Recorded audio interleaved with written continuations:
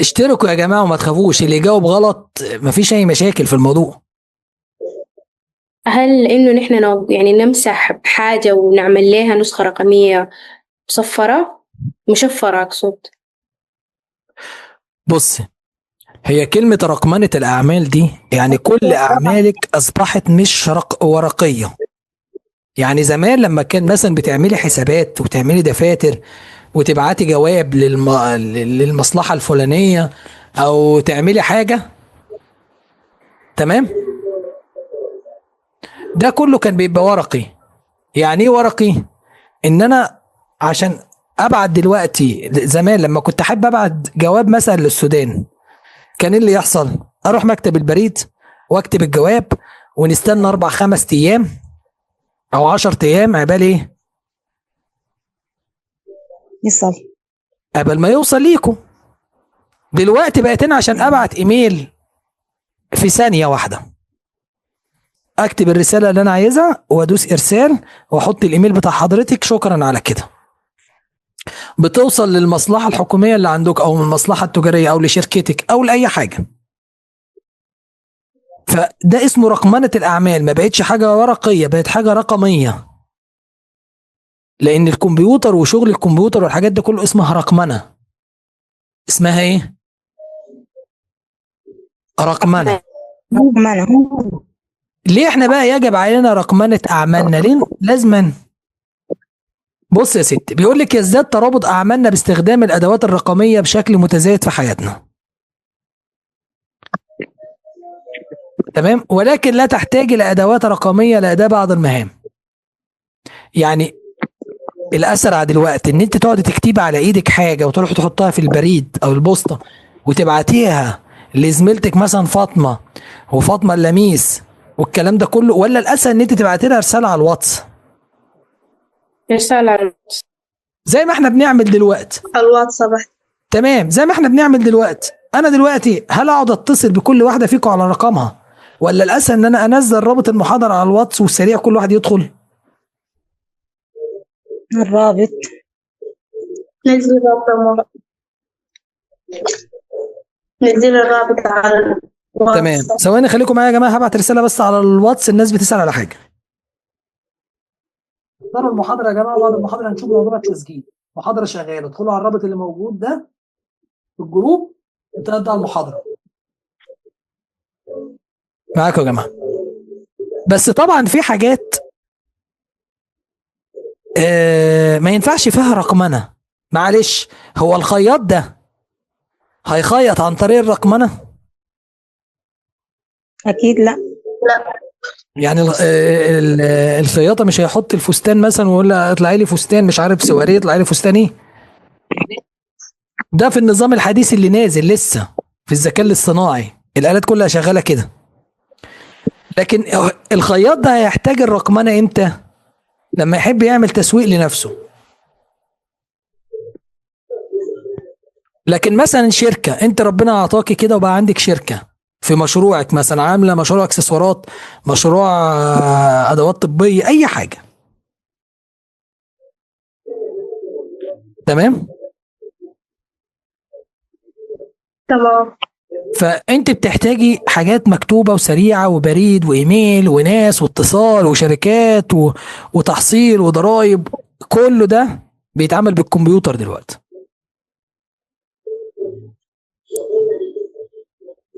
إذا كان عملك مشابها فقد تتساءل لماذا علي التفكير في رقمنة أعمالي؟ اقرا القصة دي بقى اللي جاية. الست دي اسمها راية، دي بائعة في السوق، سوق عادي، سوق بتاع خضار. دي بتواجه بقى أعمال، صعوبة في الأعمال بتاعتها. أيوه.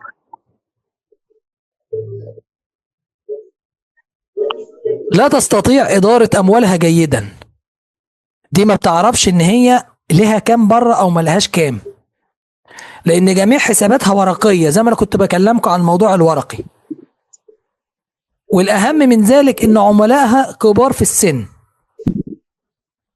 ولا تستطيع جذب عملاء أصغر سنا رغم جودة منتجاتها. الأخت راية دي بتبيع في السوق، كل اللي بيجي لها ناس كبيرة في السن، بس هي عندها مشكلة، هي مش عارفة تدير اموالها، لان هي بتستخدم الورقه والقلم.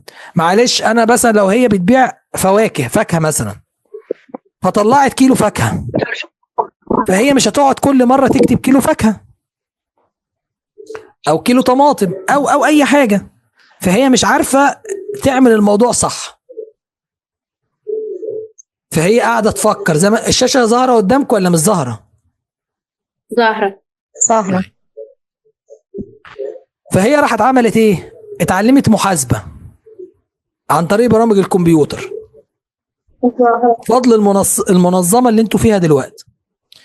وعرفت وسائل التواصل الاجتماعي. طبعا انتوا عارفين وسائل التواصل الاجتماعي في كتير من وسائل، زي التويتر، زي الانستجرام، زي الفيسبوك، زي الواتساب، زي أيوة. يعني في حاجات كتيره، سكايبي، كل حاجه ده كل اسمها وسائل تواصل اجتماعي. كلمه وسائل تواصل اجتماعي ان الاشخاص بيتواصلوا مع بعضهم. فهي اتعلمت الوسائل دي واتعلمت التسويق على النت. حلو لغايه كده. هي بعد ما اتعلمت ده كله، الاول كان عندها صعوبه في ان هي تعرف اللي ليها والكلام ده كله. فراحت عملت ايه؟ جابت برنامج زي البرامج اللي موجوده دلوقتي، اسمه برنامج محاسبه. عرفت بيه تتتبع اموالها. يعني معنى انا اشتريت بضاعه ب20,000 جنيه، فانا طلعت النهارده صندوقين من البضاعه دي، اصبح معايا كام؟ 18 صندوق، كل صندوق ب1000، يبقى انا معايا 18,000 جنيه. الصندوق ده مثلا فيه 10 كيلو فاكهه، بقسم 8,000 جنيه على 10، يعني كل كيلو فيه 100 جنيه. فهي البرنامج ده سهل لها الدنيا كلها، فهي فرحانه زي ما انتم شايفين اهو. عقبالكم كلكم كده لما تعملوا البرنامج ده. آمين. بعد كده عملت استراتيجيه للتسويق. آمين. قالت لا انا مش هفضل كده بقى، انا عايزه عملاء جديد. راحت فتحت حسابات على مواقع التواصل الاجتماعي. كلمه حسابات هنا مش فتحت حساب باسم مثلا فاطمه على الانستجرام، وراحت على الفيس فاتحه مثلا حساب باسم لميس. لا، هو مثلا اسم شركتك. يعني انت مثلا مشروعك لما تيجي تجاوب في التاسك، انت بتكتبي مثلا انا ليا اسم مشروعي مثلا لميس للاكسسوارات، او فاطمه مثلا لادوات التجميل. فانت سميتي اسم شركتك او اسم مشروعك، فانت لما بتفتح حساب على كذا منصه بتفتحيه بنفس الاسم. اكبر غلط لو انت هتسوقي لمنتج وتعملي كذا ايميل مختلفين. يعني مثلا حد يقول لي مثلا عن المشروع بتاعه، حد يديني مثلا هو عايز يعمل مشروع ايه، او هو مشروعه ايه. مستلزمات سودانية. اي اسم المشروع ايه بقى؟ مواد استهلاكية سودانية. لا، دي الماده بتاعت المشروع. الاسم هنسميها كده ولا انت هتسميه باسمك ولا باسم حاجه سماه الخير والبركة للمواد الغذائية. طيب مثلا الخير والبركه للمواد الغذائيه. انا اروح مثلا هعمل حساب على الفيسبوك باسم الخير والبركه للمواد الغذائيه. حلو. طيب اروح بعدها بشويه على الواتساب اعمل ايه؟ الخير بس للمستلزمات السودانيه. اروح على اي حساب تاني اعمل اي اسم تاني للمستلزمات السودانيه، واقول انا كده نصحى، او انا كده يعني فكر عالي. هو انت كده مش فكرك عالي. في حاجه يا جماعه احنا هنجيلها بعد شويه اسمها ايه؟ الهويه البصريه. يعني ايه الهويه البصريه؟ يعني انا لما بشوف العلامه او اللوجو بتاع الشخص ده، او الكرتونه بتاع الشخص ده، او الاسم بتاع الشخص ده، او اي حاجه، بعرف ان ده تبع فلانه، او تبع الشركه الفلانيه، تبع شركه الخير والبركه. ابسط مثال زي شركه فودافون او اتصالات. انت لما بتشوف العلامه بتاعت فودافون او بتاعت اتصالات، انت بتعرف ان دي شركه اتصالات ودي شركه ايه؟ فودافون. أيوة، من العلامة التجارية. أيوة، علامه تجاريه. دي بنسميها الهويه البصريه. لما الثلاث مواقع او الاربع مواقع الخمس مواقع يلقاك ان انت ليك هويه بصريه، بيبدا ينشرك. لكن لما يلقاك ان انت بتعملي في كل مره حاجه مختلفه، الشعار بتاعك يعني مره مثلا عامله الاسم بتاعك وجنبيه مثلا كرتونة مواد غذائية، حلو.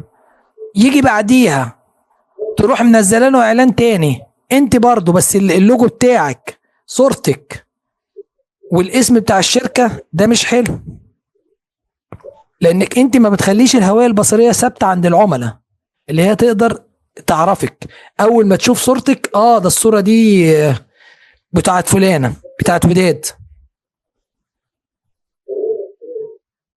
بص في الاخر بقى رايا دي بتقول ايه؟ بفضل هذه المؤسسة الناشئة وحملاتها الرقمية ازداد عدد عملائها، وهي الان اكثر نجاحا ما هي وقت مضى، وتفكر في افتتاح متجر فوق كشكها في السوق.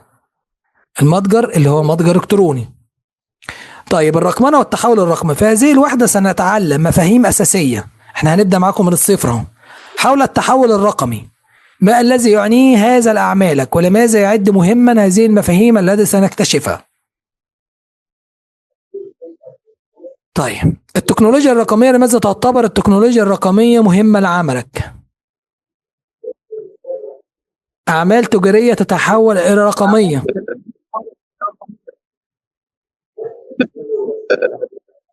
التحول الرقمي التحول الرقمنة، التحول الرقمي وبعد كده التحول الرقمي تاني.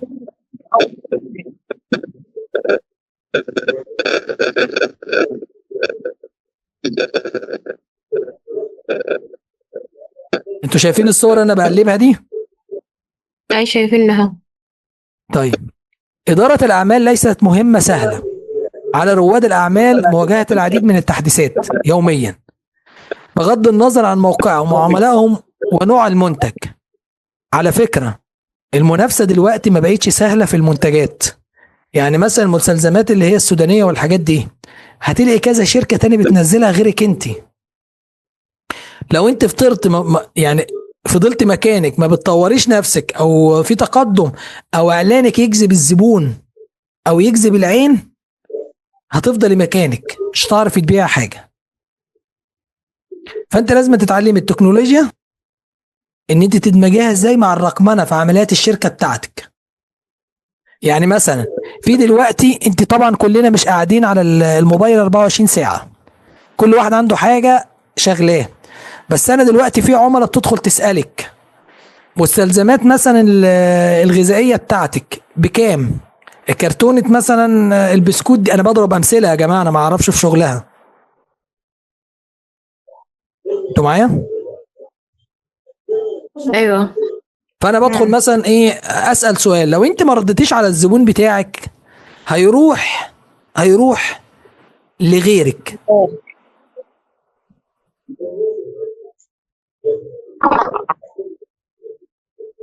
انتوا معايا؟ أيوة. ففي ناس بتعمل حاجه اسمها شات بوت الكتروني دلوقتي، هو بيرد مكانها، يعني تبعتي زي تجربي كده موقع، تدخلي تبعتي فيه رساله يقول لك اهلا بك اموريني كيف اساعدك. طيب عايزين بقى ايه تحلوا ده؟ ركزوا معايا. بيقول لك ايه العبارات، يعني ممكن تختاري كذا عباره صحيحه من العبارات دي. ان التقنيات الرقميه تغير الطريقه التي نعيش بها ونعمل بها. الاقتصاد الرقمي مهم فقط في أجزاء قليلة من العالم. يمكن للشركات أن تصبح أكثر كفاءة باستخدام التكنولوجيا. الشركات التي لا تستخدم التكنولوجيا الرقمية سوف تستمر في الازدهار. إدارة التكنولوجيا الرقمية مفيدة لرواد الأعمال. عايز كل يجاوب على السؤال ده، يعني اللي شايفاها عبارة صح اختاريها، قولي لي كذا. إدارة التكنولوجيا الرقمية مهارة مفيدة لرواد الأعمال. إدارة التكنولوجيا الرقمية مهارة مفيدة لرواد الأعمال، تمام حلو، دي اختارتها. الاقتصاد الرقمي مهم فقط في أجزاء قليلة من العالم، خطأ. نختارها لك، خلي بالكم انتوا ممكن تختاروا كذا واحدة. أيوه. قدامكم قروها كده وشوفوا اللي موجود، انا ترجمتها لكم عربي عشان تعرفوا. لا نحن مش مفروض نختار اللي احنا شايفينه صح. ايوه انت اختار اللي ممكن تبقى اتنين تلاتة صح انت شايفاهم من وجهة نظرك صح، اختاريهم. اختار الصح. التقنيات الرقمية تغير الطريقة التي نعيش بها. لا انا ما سمعتش حاجة.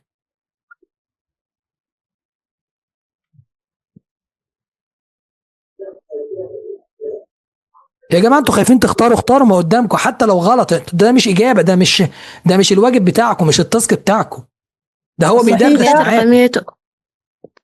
لا، نحن نختار الصحيح ولا نجاوب إذا هو صح أو غلط؟ بص يا ستي، هو مش صح وغلط، هو الراجل كاتب لك 5 عبارات، انت من وجهة نظرك أيوة. بعد اللي عمالين نشرحه في الرقمنه والتحويل الرقمي، ايه العباره او ايه الجمله العبارة الصح؟ الصحيحة.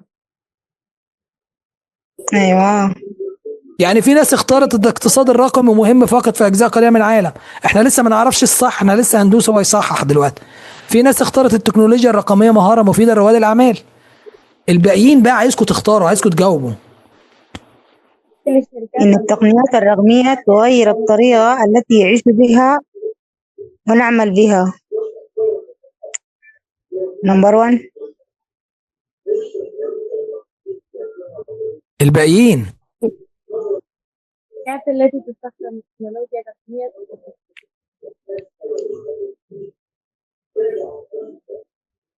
يمكن للشركات أن تصبح أكثر كفاءة باستخدام التكنولوجيا. يمكن للشركات أن تصبح أكثر كفاءة باستخدام التكنولوجيا. تمام، علمتلك عليها. أوكي، شكرا. طيب الشركات التي لا تستخدم التكنولوجيا الرقميه سوف تستمر في الازدهار؟ لا طبعا. لا، ما هتستمر. طيب خلاص كلكم جاوبتوا ولا نشوف الإجابة الصحيحة؟ أوكي. الإجابة الصحيحة أول واحدة، إن التقنيات الرقمية تغير الطريقة التي نعيش بها ونعمل بها. الاقتصاد الرقمي مهم فقط، الناس اللي جاوبت دي، الاقتصاد الرقمي مهم فقط في أجزاء قليلة في العالم؟ لا، الاقتصاد الرقمي كل العالم دلوقتي أصبح رقمي، فما ينفعش أقول إن النت والتكنولوجيا بقت في بعض الدول بس، بقت في كل الدول. الإجابة الثانية الصح، يمكن للشركات أن تصبح أكثر كفاءة باستخدام التكنولوجيا. طبعا اللي تحتيها دي احنا متفقين عليها كلنا، يعني الشركة اللي ما تستخدمش التكنولوجيا الرقمية سوف تستمر في الازدهار، ده غلط. آخر حاجة، إدارة التكنولوجيا الرقمية مهارة مفيدة لرواد الأعمال، يعني اللي عايز يكبر شغله لازم يعرف إن هو يدير الموضوع.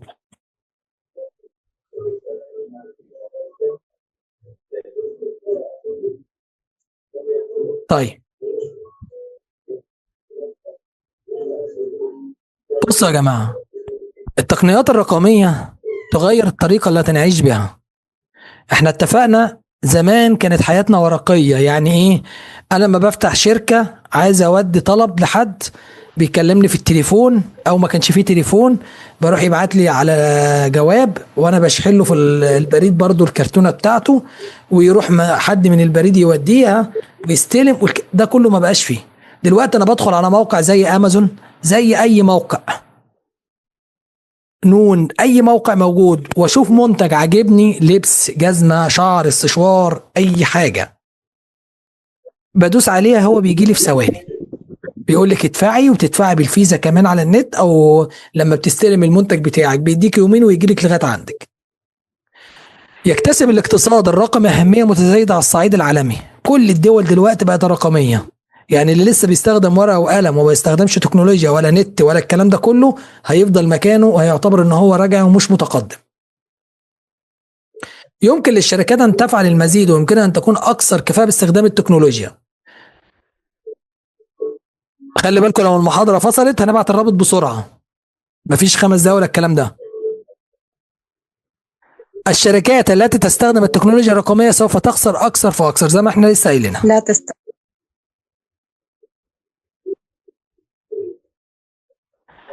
لنتخيل الآن أن رأي بائعة السوق التي قدمناها لك سابقا واجب على السؤال التالي. رايا، فاكرين رايا اللي لسه حاكين قصتها من شوية؟ أي. هي دلوقتي بتقول لكم سؤال: ما مستوى التكنولوجيا الرقمية التي يمكن أن يجعلك أكثر قدرة على التكيف والمرونة في حالات الصدمات مثل جائحة كوفيد اللي هي كورونا؟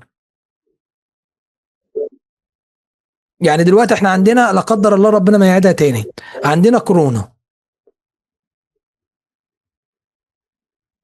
الكويس في الثلاثة دول بائع في السوق يبيع الفواكه والخضروات شخصيا فقط ويقبل الدفع نقدا فقط، ولا بائع لديه كشك ومتجر رقمي؟ كلمة كشك ومتجر رقمي دي زي امازون، لما بتدخل تشتري مثلا منتج استشوار شعر مثلا، بتدخل على امازون بتلاقي كذا واحد عرض الاستشوار، صح الكلام ده؟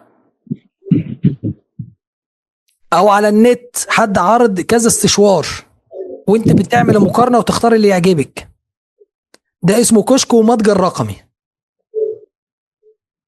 فهو ده واحد لديه كشك ومتجر رقمي يمكنك الحصول على الطعام وتوصيله والدفع نقدا والبضاعة والأموال عبر الهاتف المحمول.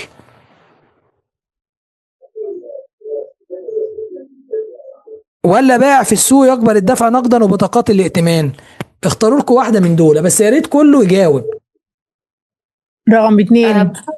رقم 2 برضه أي رقم 2. يكون عنده متجر رقمي والدفع عن طريق الهاتف. حلو، رقم 2 أيوة تمام. رقم 2. أيوة. رقم 2 الباقيين. رقم 3. رقم 2. 3. 2 و3. وممكن 3 برضو. رقم 2. ايوه 2 3. احنا لينا واحدة نختارها، هنشوف دلوقتي الصح والغلط. طيب أصح واحدة نمرة تاني واحدة هي اللي صح، رقم 2. لأن هو لو في السوق وقابل حد وخد الفلوس بالبطاقة أو الفلوس نقدا في إيده، طب ما هو كده اتعامل مع الشخص، فكده الشخص ممكن يعديه أو ينقل له إيه؟ كورونا. لكن انت بتتعاملي على النت، منتجاتك على النت واللي بيكلمك على النت، عمري ما انا هتعدي منك كورونا. وهدفع عن طريق الفيزا، هحول لك الفلوس على فودافون كاش، على فيزا، على نيستا باي، على اي حاجه. وبشكل عام تعمل التقنيات الرقميه على تغيير الطريقه التي ندير بها اعمالنا. بدينا نفهم موضوع الرقمنه. نعم. طيب في بائع السوق هنا برضو، الاخت رايه دي معانا لاخر الكورس، خلي بالكم يعني انتوا هتصاحبوها حتى بعد ما تخلصوا. بيقول لك هذه رايه مره اخرى ولديها سؤال لك، حاول مساعدتها. قول يا ست سؤالك. السؤال بتاع الاخت رايه: اخسر امام منافسيه واعتقد ان السبب هو غيابي على الانترنت، ماذا افعل لتحسين الوضع؟ تعمل ايه عشان هي دلوقتي بتخسر قدام المنافسين الشركات بتوعتها؟ تعمل ايه عشان ما تخسرش؟ تعمل حسابات متعددة على السوشيال ميديا وتعمل حملة بتاع التسويق. حد عنده رأي تاني؟ حساب واحد.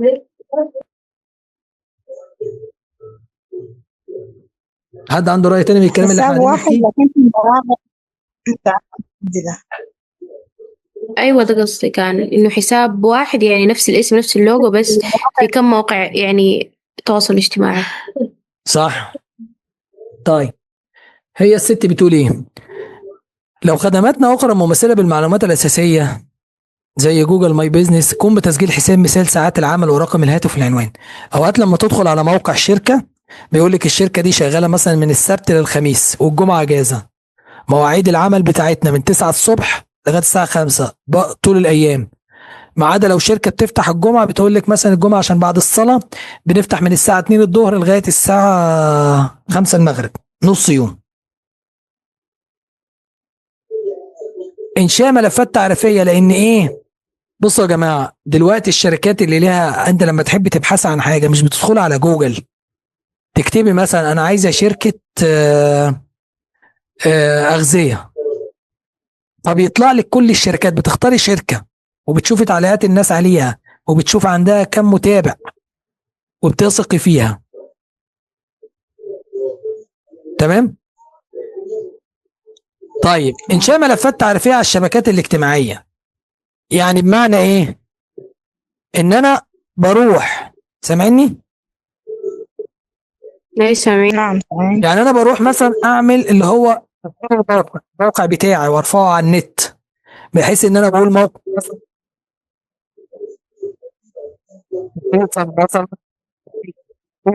صوت يا دكتور، الصوت بيقطع. طب كده سامعني؟ أحسن. واضح واضح كده.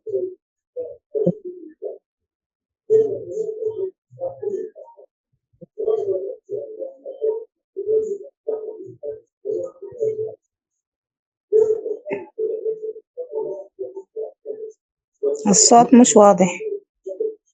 لا سامعين حاجة. الصوت كده واضح؟ واضح كده. كده واضح. طيب بقول لك في ملفات تعريفيه على الشبكات الاجتماعيه.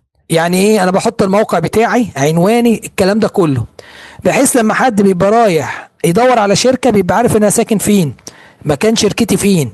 فيصل مثلا شارع العشرين، يعني مثلا شركه الخير والبركه للمنتجات الغذائيه السودانيه دي موجوده مثلا في اكتوبر، ميدان الحصري 22 ميدان الحصري. انا بدي امثله، انا ما اعرفش شركتك فين.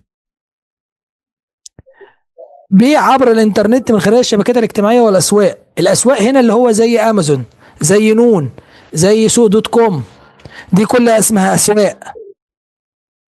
او انت ليك موقع خاص على النت بتاعك. تمام؟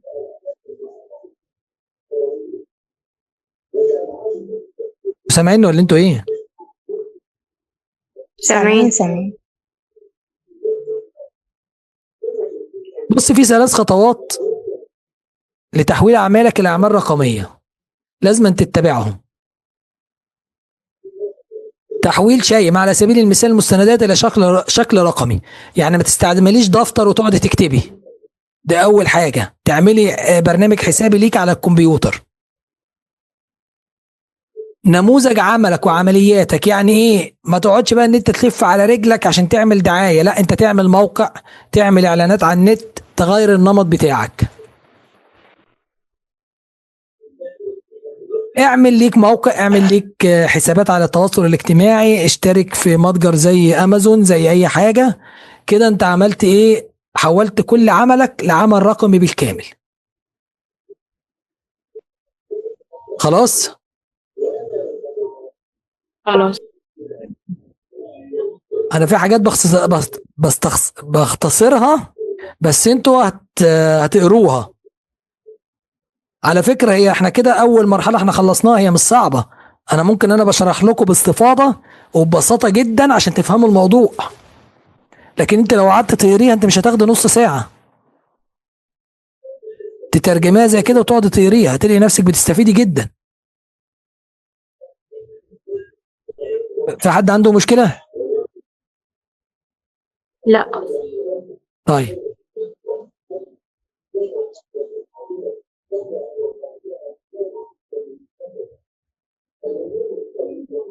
طب في حدش عايز يسأل حاجة؟ لا. المحاضرة هنلقاها وين؟ هو كله لا لا. لا، المحاضرة هنلقاها وين؟ سؤال. طيب طيب طب انا شرحي صعب يعني؟ لا، شرح واضح. صعب بس طيب احنا عندنا كان مشكلة في الشبكة. معلش بصوا يا جماعة، الأسئلة دي اللي هتلاقوها في آخر المحاضرة لازم أن تختاروها، ده عليكم. يعني يس ولا نو، يس ولا نو، يس ولا نو، يس ولا نو، يس ولا نو. بعد ما تكونوا قريتوا هتنزلوا هنا هتلاقوا نفسكم سامعيني كده. ايوه سامعين. طيب نكمل. أيوة نكمل. طيب انا خلاص انا مش هطول عليكم، انا عارفكم زهقتوا، بس معلش عشان بس من اول محاضرة لو كنت انتوا دخلتوا ما كانش حصل ده كله يعني. فاحنا زي ما قلنا ان انتوا هتحلوا الحاجات دي بعد ما تقروا الوحدة كلها. أوكي. وهنا بيقول لك اذا كانت اجاباتك بنعم فان عملك في بداية رحلة التحول. هو عايز يختبر الاسئلة دي اللي عطاها لك فهمك ايه، زي ما كانت بتجيلكوا اسئلة في النص كده. تمام؟ تمام. دي اول واحدة خلصناها.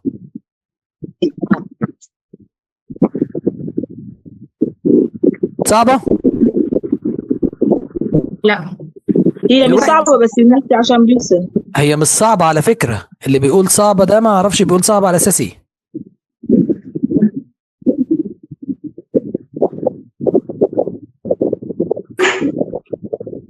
احنا اتكلمنا كلام، عايز اقول لك كلام كده زي ما بيقولوا بالبلد، اللي هو قاعدين مع بعض بندردش.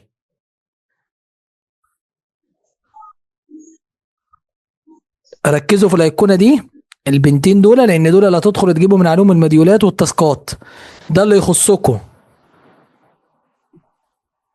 لكن باقي الحاجات دي كلها ما حدش يحاول يلعب فيها عشان ما يلغيش نفسه او يقفل نفسه على حاجه. لما تاخدوا الشهاده باذن الله هتبقوا انتوا اعضاء في المنصه دي، تقدروا بقى تدخلوا بعدها وتلعبوا براحتكم. تمام.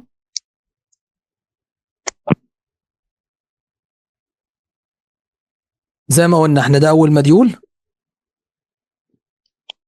ده التاسك بتاعه، ده التاسك بتاعه.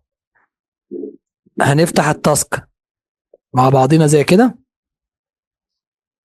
بندوس عليه. بص التاسك ده اي تاسك انت بتحمليه عندك على الجيميل بتاعك، انت ممكن تفتح التاسك ده تلاقي بس فيه كام واحده كده ان هم ايه تجاوبيهم. انت بتحمل التاسك عندك، انتوا مركزين معايا؟ ايوه مركزين. أيوة. هتترسل المحاضرة يعني في الإيميل ولا؟ محاضره ايه اللي بالايميل؟ ما التاسك دي ما التاسك دي انا هو بس معلش هو خرج الجهاز، هنا خرج. احنا دلوقتي فتحنا المنصه تاني، بندخل على الايقونه بتاعتنا اللي تهمنا في الليله دي كلها. هوريك التاسك ده، المديول الاولاني اللي احنا لسه قاريينه. حلو، التاسك ده الواجب بتاعه، بندخل جوه اي تاسك زي كده، بنعمل له فيو ان احنا عايزين نشوف التاسك، بنلقى علامه التحميل. شايفين علامه البرنت دي اللي انا واقف عليها أيوة. بالسهم اللي جنب الملف البي دي اف؟ ايوه شايف. أيوة. بدوس عليها، هو اتحمل الملف عندي.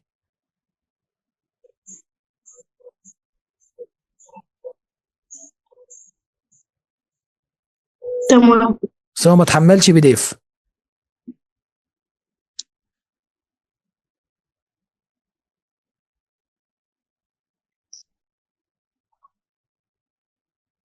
ثواني خليكم معايا بس في حاجه.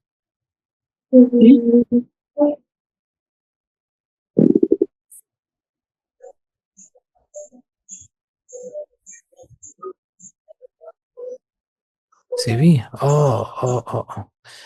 بصوا يا جماعه اوريكم عشان التاسك ده، هوريهولكوا ثانيه واحده.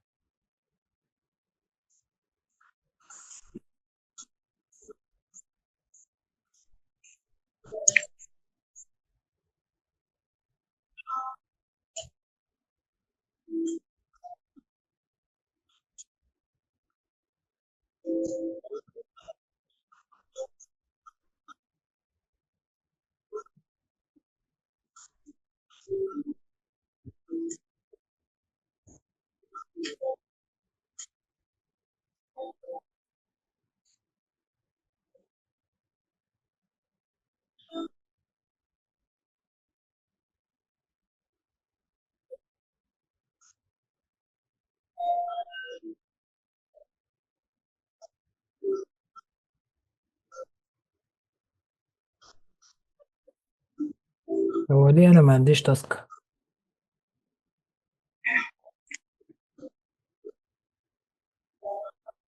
ليه ما عنديش تاسك؟ ليه ما عنديش تاسك؟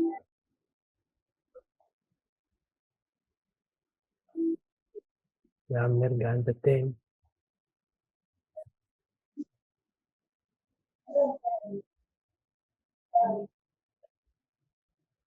طب بص عشان ما اضيعلكوش وقت المحاضره، عشان ما اعرفش في تهنيج عندي انا ولا في حاجه في المنصه. انا هوريكم التاسك دلوقتي، هوريهولكوا دلوقتي عشان تبقوا فاهمين القصه فيها ايه. بص هو في حاجات دي ثابته، بس ممكن يكونوا في حاجات اتغيرت على النظام الجديد بتاعكم. انتوا فاهميني؟ ايوه. طيب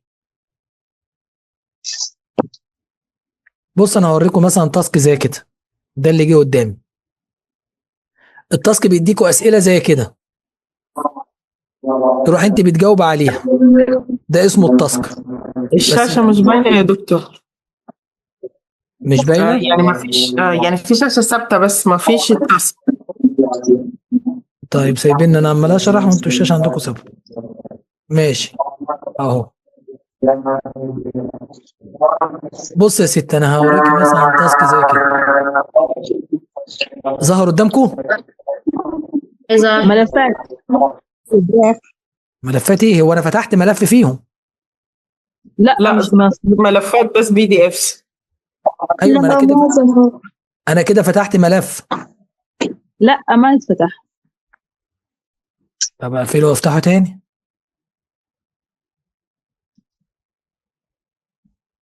وانت فاتح كمية من الملفات. لا انا عندي الملفات دي بتاعت ناس وبتاعت مراجعات بتاعت ناس. ايوه انت عامل شير يا دكتور لل انا عامل شير بس ما اعرفش. الداونلود بس كله PDF، ما فيش حاجة اتفتحت لسه. تمام انا ديني دخلت اهو كده. لا لسه الشاشة معلقة. زي ما هي. طب انا هوقف الشير واعمله تاني.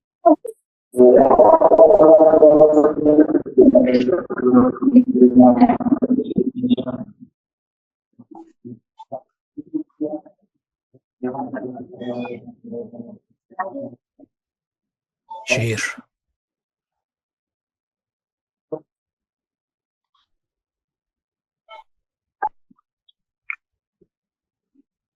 كده. ايوه كده هي فتح. كده ظهر. طيب انا بقول لكم في حاجه غريبه انا عندي في الجهاز الا في المنصه، بس انا هوريكم. هو ده يعتبر يا جماعه تاسك اسئله، دي خطط تسويق نظام شركات، بس طبعا لسه انت ما وصلتش للموضوع ده. بيجي هنا يسالك انت هتعملي حساب على اي موقع عايزه تسوقي عليه. سوري هتعملي موقع ليك على اي برنامج وورد بريس ولا ايه ولا سكوير. دي ناس مجاوبه مالكيش دعوه يعني كل واحد يجاوب بحسب فهمه. فاهميني؟ انتوا معايا يا جماعه ولا انتوا في حد بيتكلم؟ معاك. ايوه. فدي ده شكل التاسك، انتوا بتحلوه بتبعتوا لي ايه او بتبعتوا لي اللي مسؤول عنكم في المجموعه، زي مثلا استاذه تيسير الناس اللي هي مسؤوله عنها. اقول لكم على حاجه هتسهل لكم الدنيا قوي. اوكي. بس الكلام ده انا مش هقوله، يعني مش هسجله عشان هو المحاضره دي بتتسجل على المنصه، بس انا بعمل فصل من عندي عشان المنصه ما تعرفش القصه دي. اي سؤال انت بعد ما تقري المديول معايا،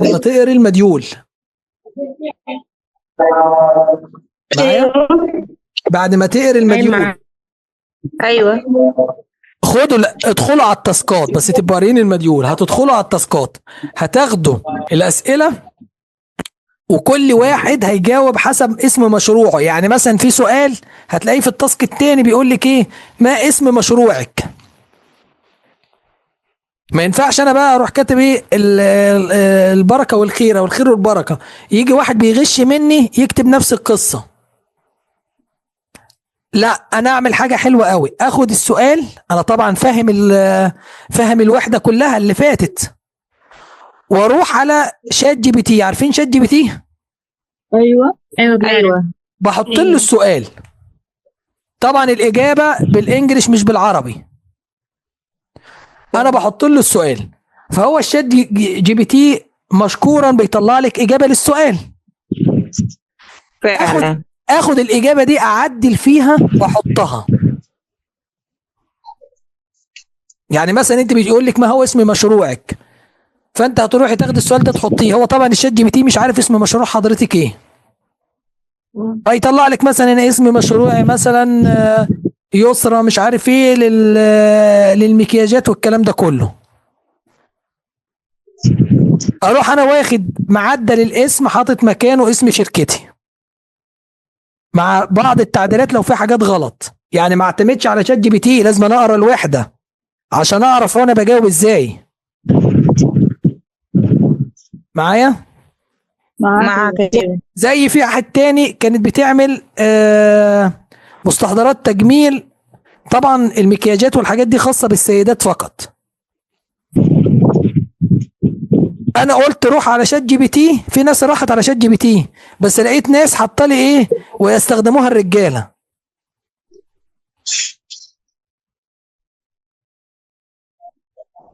واخده الاجابه كوبي بيست. طب رجاله ايه اللي هتستخدمها؟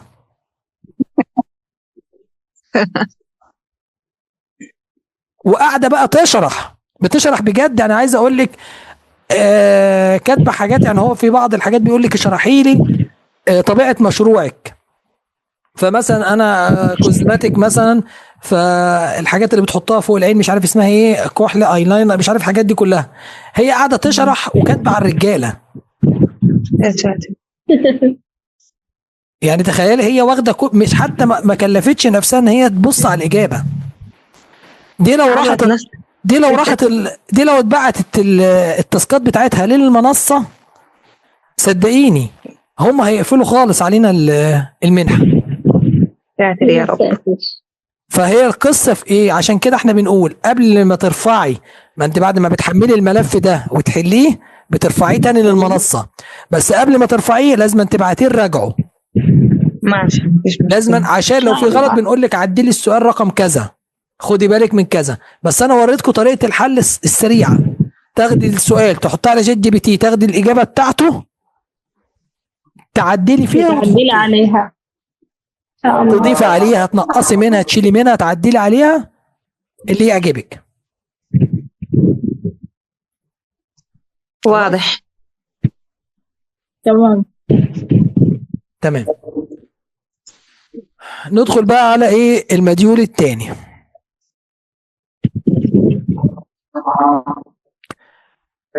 بناء حضور على الانترنت.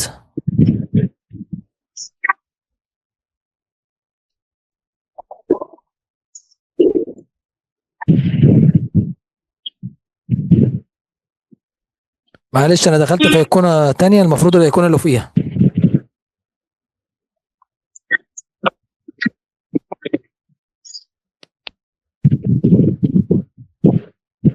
بصي الوحده الثانيه هخليها لكم انجليزي عشان انتوا ما تتوهوش وتكملوا. ده مديول 2 يا جماعه، شكله كده اللي باللون الازرق. ماشي. بدوس على مديول 2، بقول له انتر، اعرض لي المديول.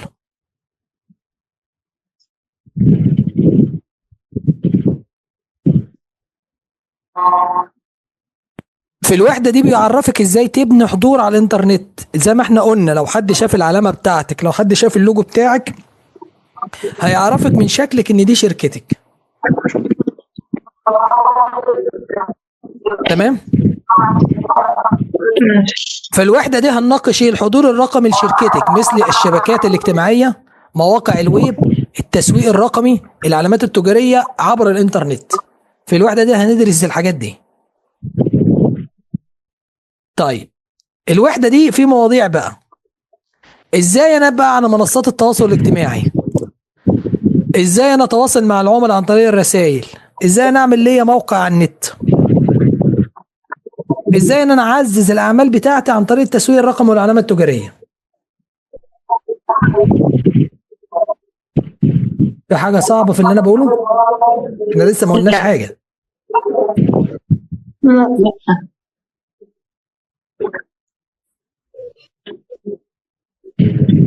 بصوا، هي وسائل التواصل الاجتماعي منصات عبر الانترنت حيث يمكنك التفاعل والتحدث والمشاركه والمعلومات والافكار. زي ما انت بتنزلي بوست ليكي او منشور ليكي وحد بيتفاعل معاكي. مثال، انت نزلت صورتك دلوقتي تلقي 5000 واحد دخل يعلق لك عليها. تمام. حتى اللي ليه واللي ملوش، حتى اللي معدي في الشارع على الفيسبوك يدخل تلاقيه ان هو بيعلق ليكي ويقعد يشعر في الصورة وهو ما يعرفكيش. بتحصل معاك ولا ما بتحصلش؟ بتحصل. لو حد ما أيوة. بتحصلش معاه يجرب بس ينزل بس صورة ويكون عامل عام، مش عامله ان هو مخصص، يعملوا عام بس كده. هتلاقي اللي مفتوح عابل سبيل، كل واحد معدي ولازم يقول لك كلمة. احنا شعب كده، مع انه ما يعرفكيش بس لازم يقول لك كلمة. طيب ايه الهدف الرئيسي من منصات التواصل الاجتماعي؟ صدقوني احنا الشعب الوحيد اللي بوظ منصات التواصل الاجتماعي. ده بجد، انا مش يعني مش بقول. ايوه صح والله فعلا يا استاذ. انت تلقي الناس بوظوها كلها. كلها. ايوه انت تلقي الناس كلها بتستخدم وسائل التواصل الاجتماعي في الشغل فقط، او في التواصل ان انا هسأل عليكي ما جيتيش ليه مثلا يا يسرا النهارده، او يا فاطمه مثلا انت ما جيتيش ليه، او يا سحر، انا بديكم مثلا. فحاجات بسيطه. لكن تلقي بقى حد يدخل على النت يقعد يحكي انت عملت النهارده، عملت الملوخيه بارانب ولا من غير ارانب، اكلت ايه. طيب معلش انا طالعه وداخله، انا راح اجيب خضار من السوق. طب احنا مالنا؟ زي ما حد بينشر على التواصل الاجتماعي انا حزين، طب ما تحزن، انا حوشتك في ايه؟ في حاجات. فاحنا الاستخدام الصح لمنصات التواصل الاجتماعي هي بقى، يلا معاكم الثلاث حاجات قولوا اجاوبوا. انتوا طبعا شايفين الشاشه، والناس اللي معانا دي متفرجه اتمنى ان هي تشارك. طب هي في المقام الأول بتخدم وظائف الأعمال، الغرض الأساسي منها يعني اي واحده فيهم. 3. لا إن برضه ممكن إن مكان إنها مكان لمشاركة وإقامة المعلومات وإسقاط الاتصالات. طب أيوة الخيار رقم 1 يا جماعه حد استنوا بس معلش، واحده تتكلم. أوكي رقم 1. رقم 1. 1 برضه. أيوة ماشي. 1. ماشي. 3. 3. 1 و3. 1 بس، ما 1 اللي هي إنها مكان مشاركة المعلومات عن الاتصالات. طيب نشوف الإجابة الصحيحة. نشوف الإجابة الصحيحة. رقم 1. أيوة. أماكن لمشاركة المعلومات وإقامة الاتصالات. زي ما أنا قلت لكم ده معمول أنا شارك بيه معلومات، حاجات كده تبقى مهمة، مش إن أنا إيه أقول إن أنا تعبان، أنا حزين، أنا أكلت، أنا شربت، أنا نمت، أنا راح أخد شاور. هم ملهمش دعوة بالقصة دي. أساس الحاجات دي معمولة للشغل، لمشاركة المعلومات وإقامة الاتصالات.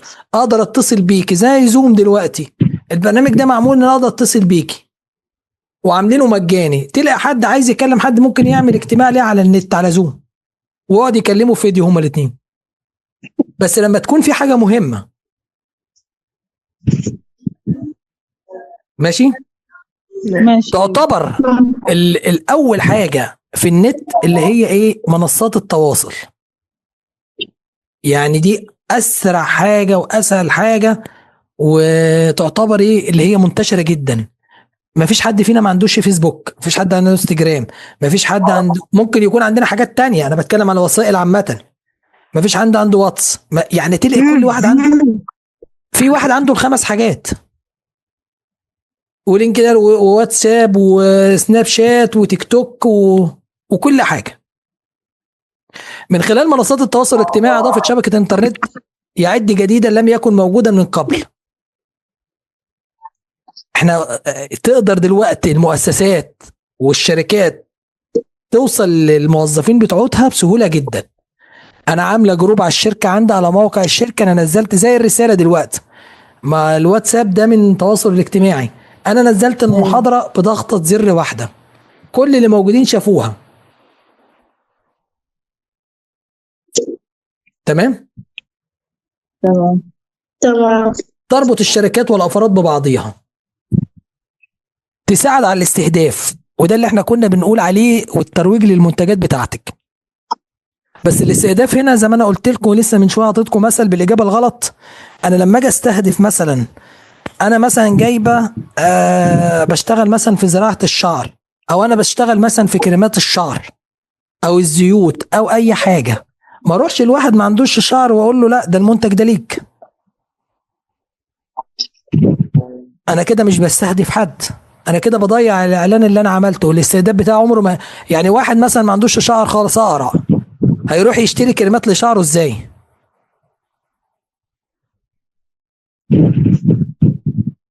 انتوا معايا؟ أيوة أيوة معاك. ايوه فده بيسموه غباء الاستهداف. واحد بيبيع كريمات او مكياجات ما يروحش يستهدف رجاله، واحد بيبيع شنط وجزم حريمي ما يروحش يستهدف رجاله. الاستهداف لازم انا احدد انا عايزه ايه. عشان كده مثلا انا لما احب انزل المنشور بتاعي ما اروحش مثلا انزل فوق رجاله فوق ال40. طب ما انا اروح مثلا لجروب موجود فيه مثلا كل ما تحتاجه البنت، كل ما تحت مكياجات البنت، الكلام ده. انا بديكم امثله، انا ما اعرفش مواقع للحاجات دي، بس انا بفهمكم الاستهداف الصح. غير كده الوسائل بقت ليكي كمتجر زي صفحه على النت. عارفين الصفحات؟ أيوة. انت لما بتيجي تعملي صفحه بتدخلي تنشئي حساب ليكي على الانترنت، وبعد كده بتنشئي صفحه، عايزاها تجاريه، عايزاها بيزنس، صفحه اي حاجه، مفيش مشاكل. فالتواصل الاجتماعي هي الترويج للعلامه بتاعتك. معروفه دي صفحه فاطمه، صفحه يسرى، صفحه فاطمه، صفحه علاء، صفحه الاء، في صفحه عمر، صفحه اي معروف عشان العلامه بتاعتك عليها. لا يا عم، دي شركه الخير والبركه، ده العلامه بتاعتها محطوطه اهو، صوره الكرتونه والعلم السوداني لا لا. ما هي انواع التواصل الاجتماعي؟ الشبكات الاجتماعيه زي الفيسبوك هتلاقيها، والتويتر والحاجات دي كلها، التيك توك، اليوتيوب اللي انت بتشاركي عليها الفيديوهات، وورد بريس اللي هي التدوين اللي انت تكتبي، اكتر حاجه مشهوره اللي هو تويتر. معايا؟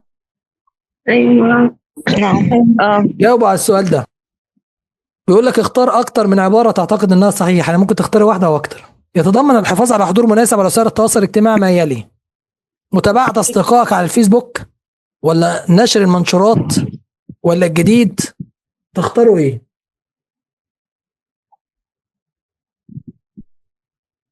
مستر ضروري حضوري في المحاضرة دي ولا ممكن أطلع؟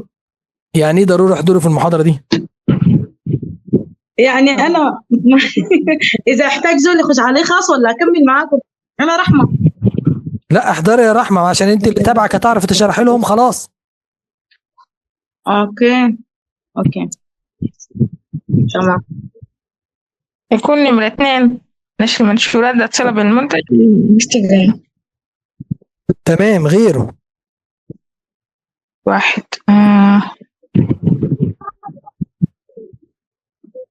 تحديث صفحة الملف الشخصي للشركة بشكل دوري برضه ممكن يكون له علاقة. تمام. التحقق بشكل دوري من مقاطع فيديو التيك توك الجديدة. ماشي. ايه تاني؟ نشر منشورات ذات صلة بالمنتج في مقاطع. ماشي. ايه تاني؟ متابعة اللي هي الزراعة على الفيسبوك. دي صفحة الملف الشخصي للشركة. دي تحديث صفحة الملف الشخصي للشركة. ايه تاني؟ أيوة.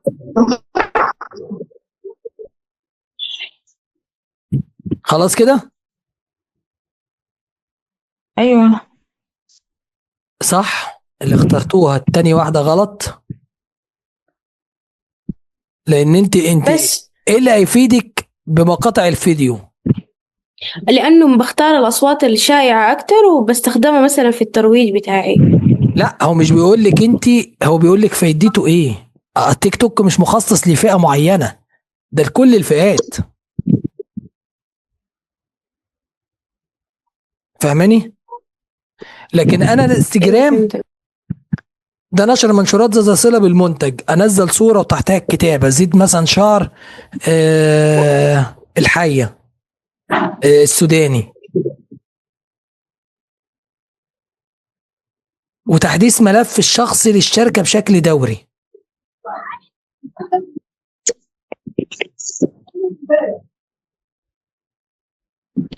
معايا؟ ما انتوا لو قريتوا اللي فوق دول هتعرفوا اللي احنا بنتكلم فيه. هو شرح يعني ايه الفيسبوك ويعني ده. بص طبعا بيختلف التواجد على الفيسبوك بالنسبة للحجم بتاع العمل بتاعك.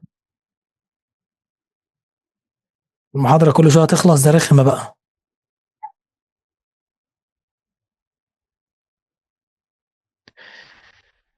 بص نيجي فاكرين الست دي؟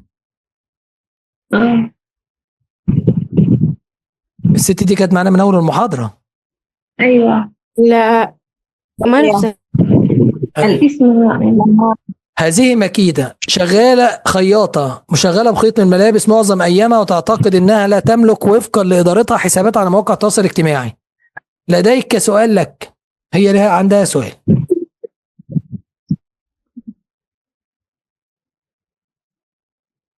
بص يا ستي، يبدو أن هذا يتطلب وقتا طويلا ولم يتبقى لي الكثير بعد العمل. يعني هي بعد ما بتخلص عمل ما بتقدرش ان هي تعمل حاجات على النت. من الافضل ان تتخلى عن فكرة وجودك على وسائل التواصل الاجتماعي، ولا يمكن الاستعانة بخبير او شركة تقدم خدمات التسويق؟ الاثنين انها تستعين خبيرة. صح. ليه؟ لان انا شركة عندي مشغولياتي ومش قادر اعمل الحاجة. أيوة. لكن انا لو شركة صغيرة عاملة صفحة بيع منتجات سودانية اونلاين، ما اروحش مثلا اتفق لي مع شركة تاخد 10,000 جنيه وانا ما ببيعش ب5 جنيه.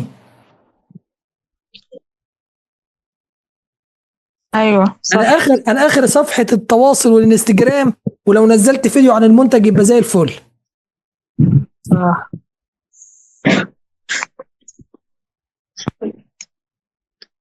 طيب ليه انا لازم عليها استخدم تطبيقات الرسائل؟ عشان اتابع. عشان ايه؟ في ناس بتسألك الناس بتستخدمها أكتر من المكالمات. علشان اتواصل مع الناس، لان انا نزلت دلوقتي منتج بس انا مش عارف اخبار عنه. يعني مثلا ادوني اي منتج عندكم، اللي عايز يعمل مشروع او اللي عامل مشروع ادوني اي اسم منتج، مثلا حاجة سودانية. محل عطور. طيب ايه العطور اللي بتقدميها؟ أرياح، بخور الصندل. مين؟ بخور الصندل. بخور الصندل، ماشي. للإحسان عروض وخصومات. حلو. طب انا مش فاهم يعني ايه بخور الصندل. يترى الميوزك يقول له ايه؟ شنو؟ فانا بدخل انا كواحد مثلا، انا بدخل دلوقتي انا عايز افهم يعني ايه بخور الصندل. ادوني يا جماعه اي حاجه في حاجات مكياجات الستات عشان بس اي حاجه. ماشي، هو البتاع اللي انت بتقولي عليه. انا لو دخلت عندك على النت انا مش فاهم حاجه بس عايز اشتري المنتج ده، عشان اعرف اتواصل ليكي لازم اتواصل عن طريق ايه؟ الرسائل. الله يفتح عليكم. فانا لازم اتواصل عن طريق الرسائل. فهو لازما كده ان انت يبقى عندك تعرف تستخدم الانستجرام، تعرف تستخدمي الماسنجر بتاعك، الواتساب، الكلام ده كله.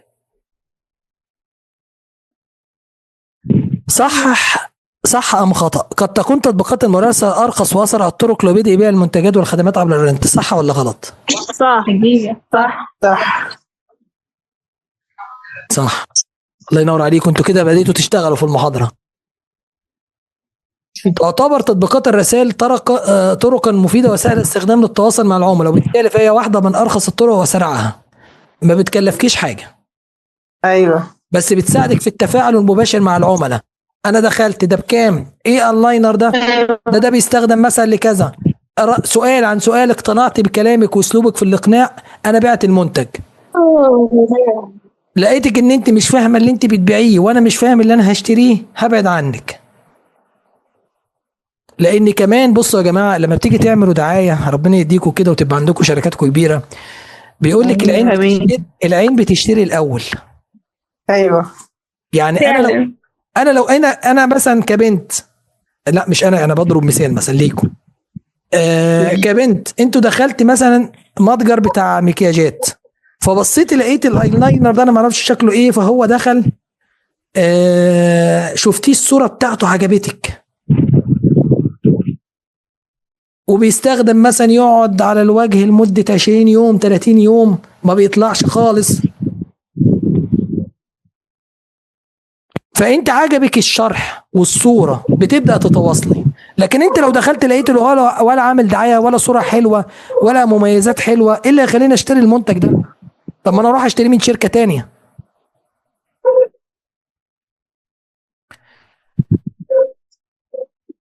نمت ولا ليه؟ لا اكيد طبعا. صحيح. طيب افكر بس انتوا بتناموا بدري كده. صحيح. بص بقى، انت في بدايتك خالص وانت لسه باديه، لازم تعملي ايه؟ تعملي حسابات مجانيه. كل اللي قدامك ده حسابات مجانيه، وتبدا تتابعي. يعني مثلا انا عملت الحاجات دي من شهر لشهرين، ايه اللي انا استفدته؟ هل في متابعين جداد؟ هل في عملاء جديده؟ هل طب لا انا بيجي لي عملاء عن طريق الفيسبوك اكتر، طب ما انا اركز على الفيسبوك. انا بيجي لي عملاء عن طريق الانستجرام اكتر، انا بيجي لي عملاء عن طريق التيك توك اكتر، طب ما انا اركز على الحاجات دي احسن. يبقى يمكن للشركات استخدام تطبيقات الرسائل من اجل الاتصال بالعملاء. ده سؤال على فكره بيجي في التاسكات، بيقول لك تطبيقات الرسائل بتستخدم في ايه؟ الاتصال بالعملاء، تسويق، مبيعات، خدمه العملاء. لان واحد انت بتبيعي منتج، انت بعد ما راح له الاينر لان هو مضروب، فهو عايز يستفسر منك، او واحده مش عارفه تستخدمه فبتتصل بيك تقول لك بيستخدم ازاي. واحده خدت منك مثلا شامبو بتاعت شعر، حطيته على شعرها، شعرها وقع تاني يوم، هتوديكي في داهيه.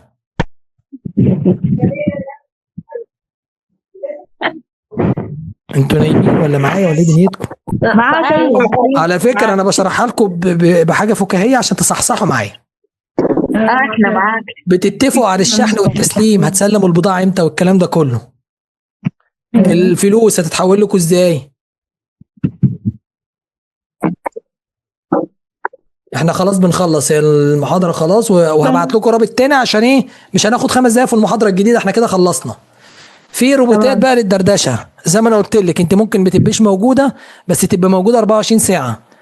انا مثلا بعت لك قلت لك مثلا يا يسرى عايز، يا فاطمه عايز مثلا منتج معين، انت هتقولي لي ايه، الشات هيرد عليا مرحبا بك. نحن غير متاحين الان مثلا. الله ينور عليك. سيتم التواصل معك خلال فيما بعد. حلو. ولو بيبقوا في حاجات بتبقى الاعلى في الروبوتات دلوقتي، مثلا سعر الباروكه كام، باروكه الشعر، يقول لك مثلا ايوه الليسته بتاعت البرايس بتكون جاهزه برسلوها لك. الله ينور عليك. انا هدرب الشات على الكلام اللي عايزاه يجاوب له على العميل، صح؟ الله ايوه كده يا جماعه، والله فرحوني. ايوه. بس فانت بتصمم الروبوت ده وبقت كله فيه مجاني. ماشي. طيب ازاي نعمل ويب سايت ليا بقى؟ عارفين هو ايه الويب سايت اساسا؟ موقع، اللي هو الموقع الالكتروني. ايه بقى لازم طب ما واحد يقول لك انا ببيع على صفحه النت، ليه لازم يكون عندي موقع؟ بس ده للشركات الكبيره، او مش شركه كبيره او شركه صغيره. بص العنوان الويب ده او الموقع ده عنوان ليكي، زي مثلا كل المنتجات. زي مثلا لما انا اقول لك مثلا انا جاي لك، فانت بتقولي لي طب خد العنوان، انا ساكنه مثلا في 20 شارع محمد مصر الجديده، انا اعطيتك العنوان بتاعي. نفس القصه نفس القصة اللي هو الويب او الموقع بتاعك على النت، ده عنوانك. شركة مثلا الخير والبركة لتجارة المواد، الموقع تفتحيه كده، اليافطة موجودة من فوق مكتوب بالبنط العريض، موجود في فيصل الجيزة الشركة. فده اولا بيدي ثقة للعملاء، بيخليك ان انت تعرفي تبقى فيه مصداقية. لكن لو انا عمل صفحة على الفيسبوك وملهاش مكان، هل انت هتبقى مطمنة للحاجة اللي جايه لك مني؟ لا لا. ده مرة في حد يعني ممكن تحصل معاك، تطلبي منتج اول ما يجي لك تلاقيه مختلف عن اللي انت طلبتيه. ايوه حصل كتير. بيشرحوا عن حاجات على النت، لكن انت لو في شركة.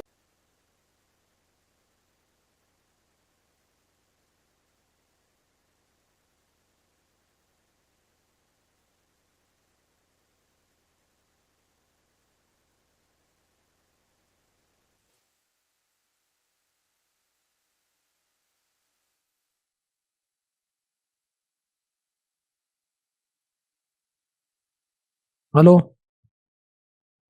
سامعني كده؟ سامعين.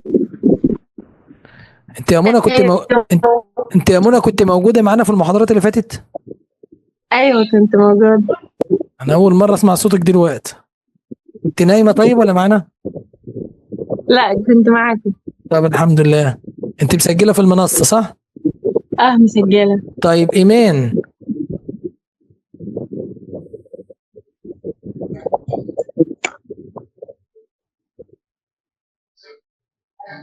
ايمان كانت معانا ولا لسه داخلة؟ ايوه انا. ايه؟ لا انا دخلت بس المنصه ما فتحتش معايا، انا كنت سامعه بس متابعه معاك بس في المنصه لسه ما فتحتش معايا، هشوفها بعد المحاضره لا انا ما بتكلمش عن المنصة، انا بتكلم عن المحاضرتين اللي فاتوا. لا انا اول مره. ايه؟ انا اول مره أدخل. طب والمحاضرتين اللي فاتوا كنت فين؟ لا حضرت اولى، حضرت الثانيه معلش. انت مش عارفة حضرت الاولى ولا الثانية؟ حضرت الثانية، الأولى جيت متأخر والشبكة عندي مش كويسة. كتر خيرك. بس حضرت اللي قبل الفيديو. معلش تعبناكي.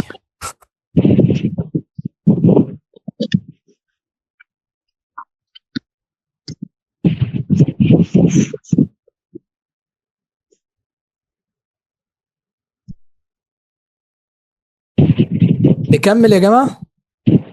أيوة. أيوة. طيب الشير اشتغل عندكم؟ ايوه. بصوا بقى يا جماعة، احنا كنا بنتكلم اخر ما قبل ما تقفل المحاضرة، كنا بنتكلم عن الموقع الالكتروني. الموقع ده عبارة عن صفحات بتحمل نفس العنوان. يعني انت لو دخلت جوه اي موقع مثلا زي الموقع بتاع المنصة اللي احنا واقفين عليه دلوقتي، في ايقونة اسمها هوم بس هي مكتوبة بالعربي بيت هنا، والديش بورد بتاعها اللي هي لوحة القيادة، تمام، واخبار. دي صفحات، دي اسمها صفحات. بس كله ده اسمه ايه؟ موقع. كله ده اسمه ايه؟ موقع. فهو الموقع عبارة عن مجموعة من الصفحات لما بتدخل تتصفحي. يعني مثلا انت عايزة مثلا عاملة موقع عن المكياجات مثلا، فبتدخل تكتبي مثلا ايه، خانة مكتوب فيها الخانة دي عن العطور، الخانة التانية عن الاكسسوارات، الخانة التالتة عن الشامبوهات، الخانة الرابعة مش عارف عن ايه. فاهميني؟ أيوة. ايوه أيوة. زي أقسام كده صح؟ ايوه زي اقسام. فهو ده الموقع، وزي ما قلنا ان هو العنوان بتاعك. طيب لماذا يجب على الشركات ان تمتلك موقع ويب؟ ليه الشركات لازم يبقى عندها موقع ويب؟ إنها مطلوبة بموجب القانون. أداة للتسويق والبيع. أداة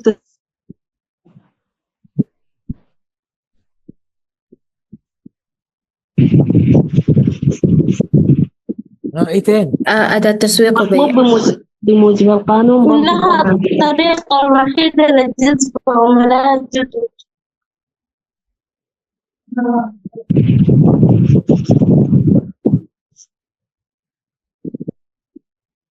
في حد عنده حاجة تانية ولا نشوف هو يقول ايه؟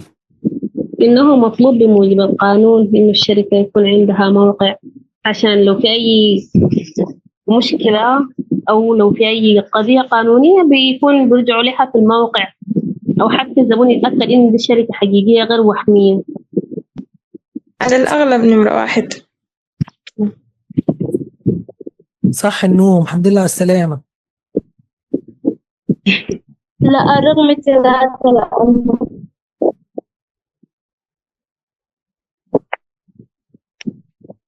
طيب رقم 1 صح. نعم. عشان كده اللي جاوبت آخر واحدة بتقول رقم 1، فهي بقول لها الحمد لله على السلامة.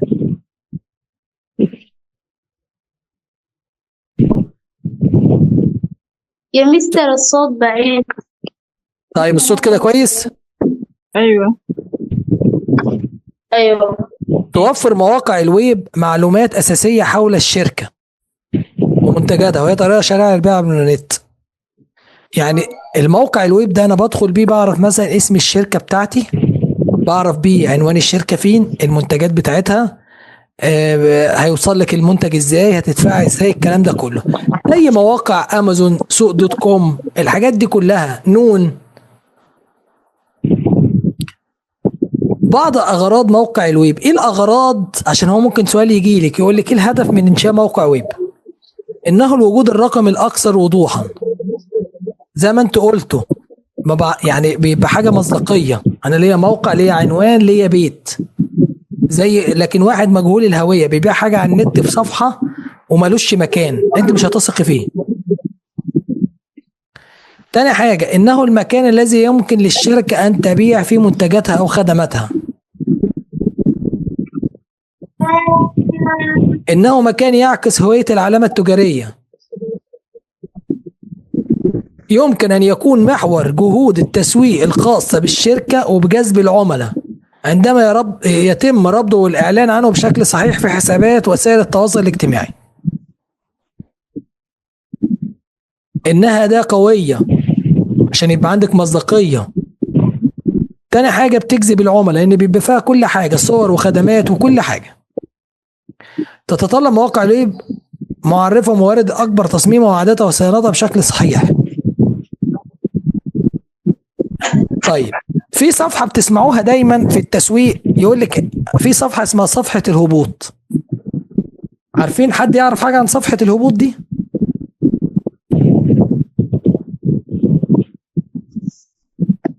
لا.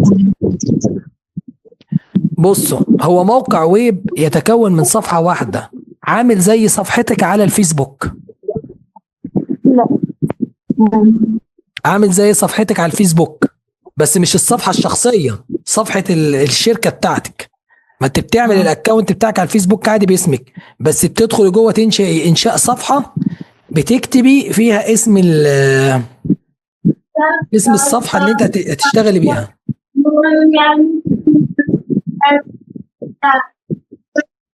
هي آلاء بتكلمنا احنا ولا بتكلم حد خارجي؟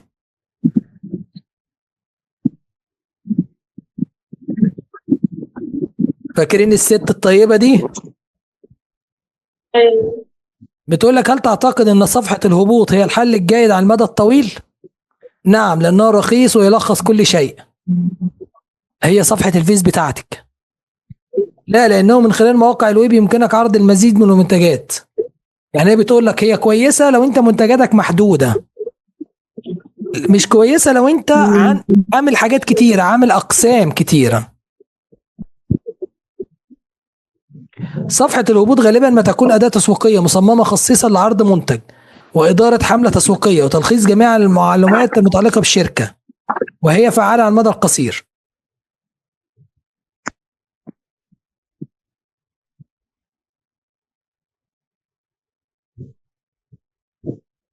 ما هو النطاق؟ في الفقرات التالية ستتعرف على كيفية إنشاء موقع إلكتروني. هتعرف إزاي تنشئ الموقع بقى.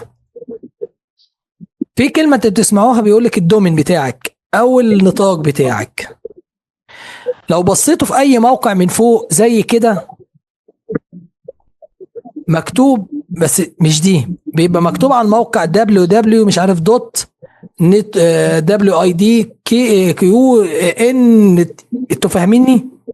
ايوه العنوان بتاعك او النطاق بتاعك ايوه او الدومين بتاعك، ويجي في الاخر يقول لك ايه .com .eg .yahoo، ده اسمه النطاق بتاعك. ده انا لما بعمل موقع بروح ادفع الشبكه العنكبوتيه، بدفع لواحد مسؤول فلوس واشتري دومين. الدومين ده اللي هو زي ما بيقولي بيسجلنا على الشبكه الام، الشبكه العالميه، بس بيبقى الاسم مخصص. يعني مثلا ايمان مثلا www.iman.com iman.eg، فاسم ايمان بقى الشبكه، اي حد يدخل على النت ويبحث عن المنتجات اللي بيتباعها ايمان هيلاقيها.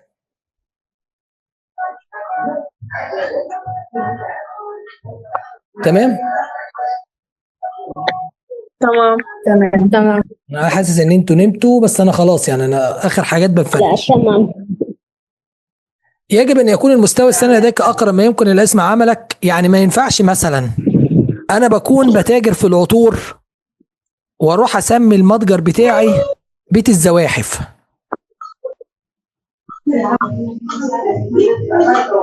لازم نختار دايما لما بتيجوا تعملوا موقع، لازم تختاروا الاسم السهل والاسم المتعلق يعني مثلا ايه، ممكن تختاروا مثلا ايه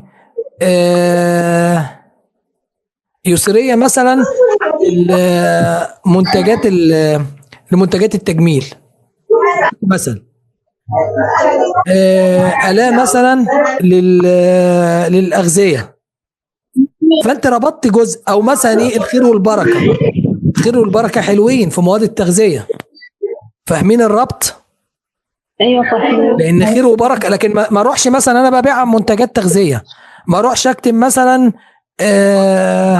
كشر ابو طارق، ما اروحش اكتب مثلا بيت الزواحف زي ما لسه قايلها دلوقتي. الناس اللي فاتحه المايك يا جماعه وبتحكي مع العيله بتاعتها تقفلوا بعد اذنكم.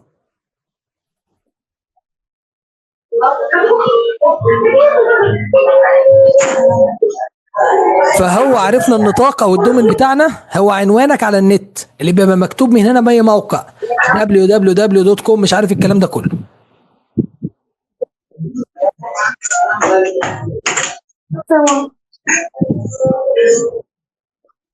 هو حتى بيقول لك هنا اختيار نطاق يحدد بلد منشأ نشاطك التجاري. ماشي، يعني مثلا .com .bk نون، اي نت، كل دي الشركات اول ما بتلاقيها في العلامه بتعرف ان الموقع ده موجود، معمول في مصر، الموقع ده معمول في السودان. حتى لو بدات صغير فمن الجاي تامين اسم عملك عبر النطاقات. يعني حتى لو انت شغلك صغير، لو عملت موقع هتبقى انت كده بتوثق نفسك، لانك انت لما بتعمل خدمه الاستضافه اللي هو مثلا بيستضيفك عنده على الشبكه الام، زي ما انا بأجر لك الاسم بتاعك على الشبكه العالميه. عارفين لما بتروحوا تأجروا شقه، هو ده بيأجر لكم مكانكم على الشبكه.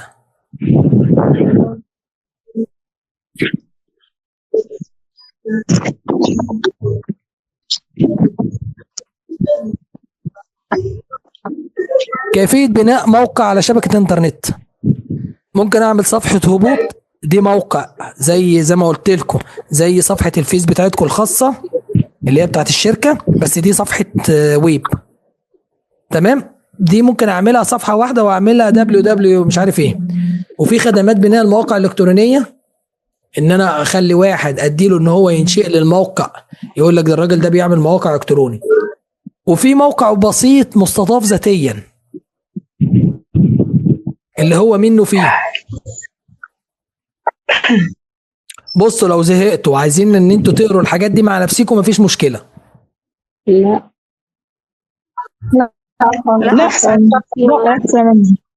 لا ايه أصلا ما مشكلة يعني. أحسن في المحاضرة. ما بقول لكم اللي يعجبكم حتى لو احسن. حد يثبت له حاجة يسأل. لاحسن يكون انا برخم عليكم وانتوا قاعدين تدعوا عليا دلوقتي. لا لا مفيش حاجة. لا شفت ديك انت دعيتي دلوقتي. ايمان بتدعي، ادعي براحتك، انا جاي. لا والله خالص. بقول لك علشان لو حد عنده مشكلة ولا حاجة ما فهمش حاجة، أسهل لما أنت تشرح وتجاوب عليها على طول. بصوا يا جماعه، خدمات انشاء صفحات الهبوط دي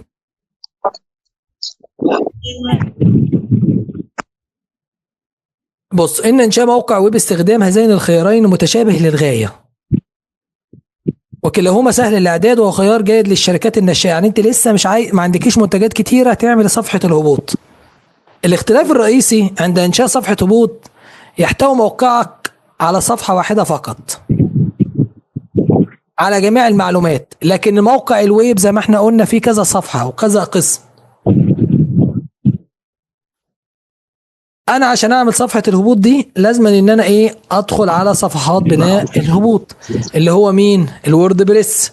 ده موقع بيقدم لك ان انت تقدر تعمل عليه صفحه هبوط. تدخل على الموقع ده وبتعمليها وتسجلي نفسك. ماشي ماشي. وده بيبقى بميزانيه بسيطه وسريعه من غير اي تكلفه. في تاني حاجة موقع ويب بسيط مستضاف ذاتيا. يعني ايه مستضاف ذاتيا؟ حد يعرف يعني ايه مستضاف ذاتيا؟ قبل ما نشور الصور. لا. الشركات تيجي تأجر لك مساحة.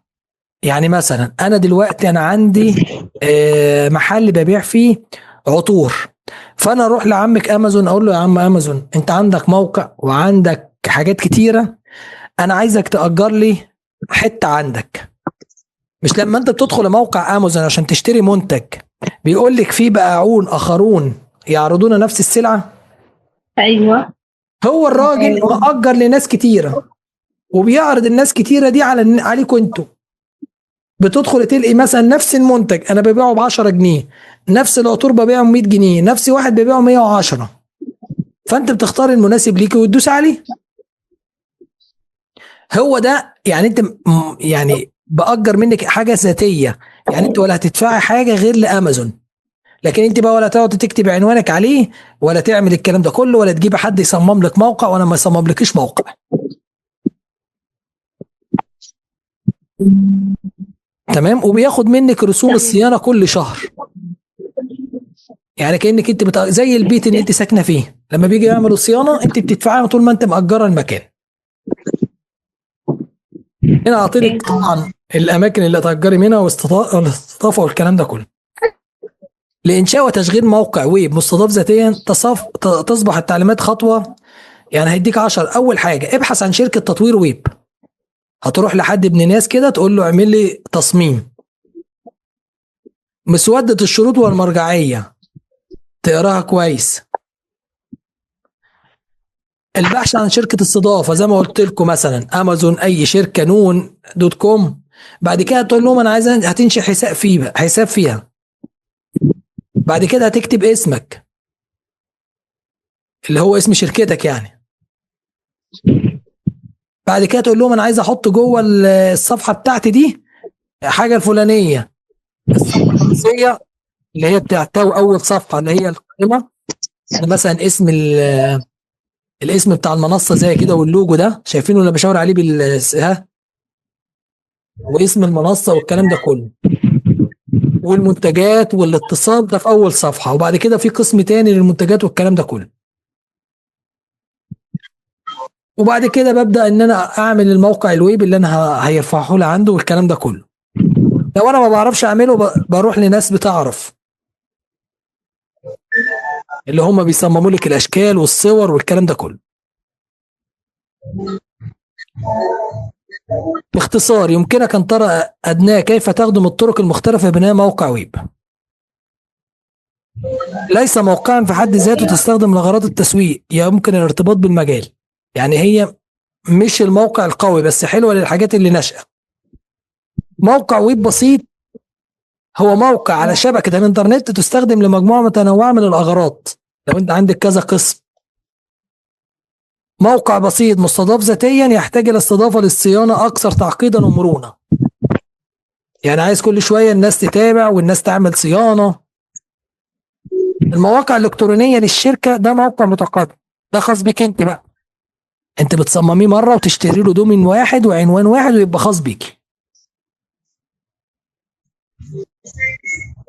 مالك يا ستي تعبانة ليه؟ شوف الست دي بقى.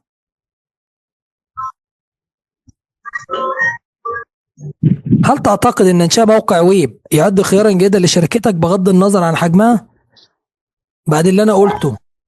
موقع ايوه ايوه ايوه انا يعجبني فيكم ان انتوا الاثنين اللي بتجاوبوا، الباقيين يعني مستمعين. احنا بنشكركم على الحضور يا جماعة باقي الناس. بصوا، ليس تماما في النهاية استطيع الترويج لأعمال على موقع التواصل الاجتماعي.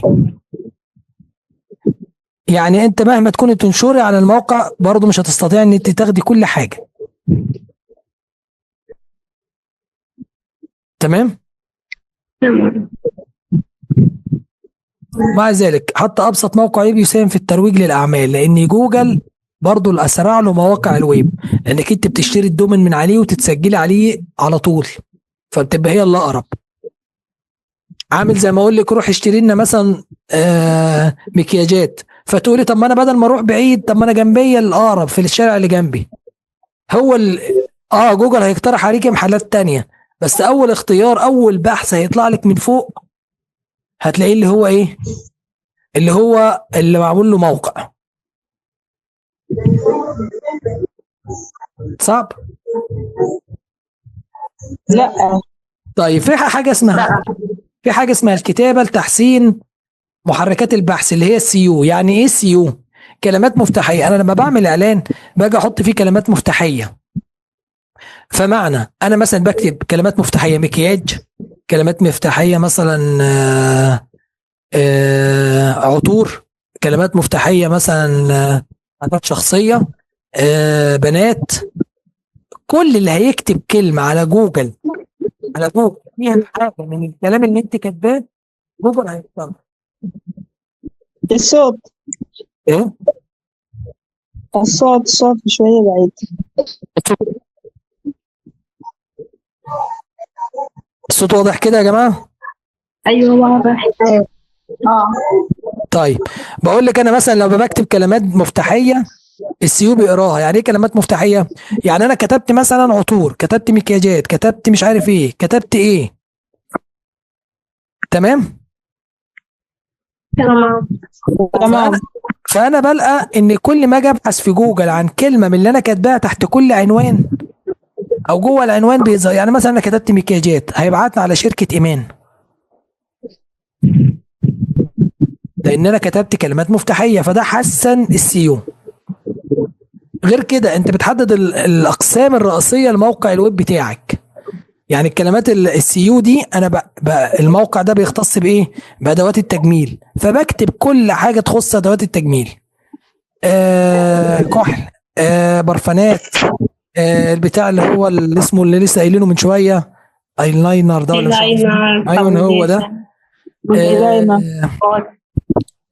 بتاع الاظافر مش عارف اسمه ايه، اسيتون. فانت بتكتبي دي اسمها كلمات المفتاحيه. كل اللي هيبحث هيروح للموقع بتاعك. تمام. فانت بتحددي الاقسام الرئيسيه بتاعتك. بص ده سؤال مهم وهتلاقوه في الاسئله، بيقول لك انشاء موقع. انا مش عارف ايه اللي على الشاشه اللي ظهر ده، الجهاز بيهنج. انشاء موقع عندك بيتكون من حاجات: رأس وقائمه، اللي هو الرأس من فوق، والقائمه اللي بتبقى من على الجنب زي القائمه دي اللي موجود فيها مقدمه ومنتدى المناقشه والكلام ده كله. المحتوى الرئيسي بتبقى مثلا في صور، هنا في حاجه مكتوبه زي اللي احنا بنقرا منها كده. بعد كده في اخر الصفحه التذليل والمدونه، يعني اخر الصفحه من تحت كده. بصوا هم كاتبيني هنا، كاتبيني برامج التدريب، فرص، الكلام ده كله. ده اللي بيتكون منه الموقع الويب. لازم ان انت كمسوقه الكترونيه تبقى حافظه موقع الويب بيتكون من ايه، عشان لما تيجي تعمليه تعرف تنشئيه ازاي.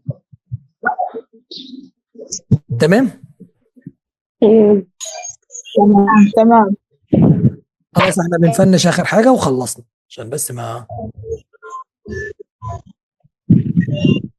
طيب في هنا سلبيات وايجابيات، دي انت تقراها مع نفسك. مش يعني هو بيقول لك الفرق بين ايه التواصل الاجتماعي والكلام ده كله، وبرضه ايجابيات وسلبيات لبناء المواقع والحضور الرقمي.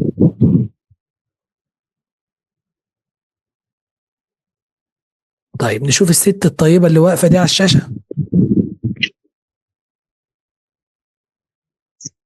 بص العلامات التجاريه زي ما انا قلت لكم، انتوا بيبقى لك بادج معاكي اللوجو بتاعك.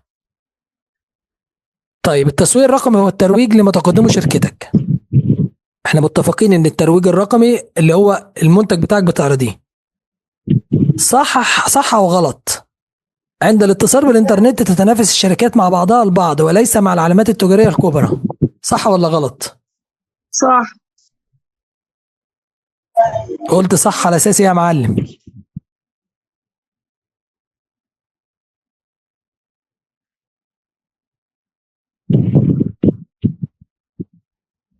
هو اللي قال صح سكت ليه؟ انا بهزر معاك، انا بقول لك يا معلم كده بهزر. ايوه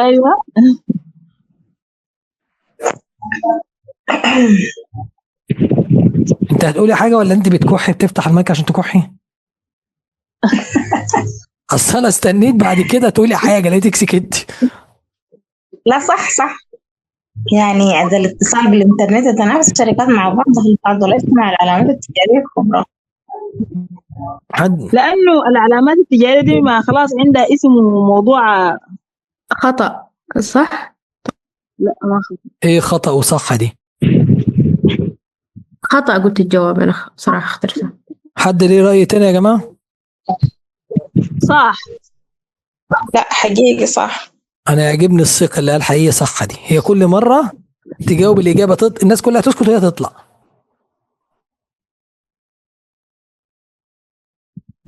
غلط. الصح شنو طيب؟ مش أنا قلت لكم. بصوا يا جماعة، عند الاتصال بالإنترنت. أيوة أنا قلت خطأ.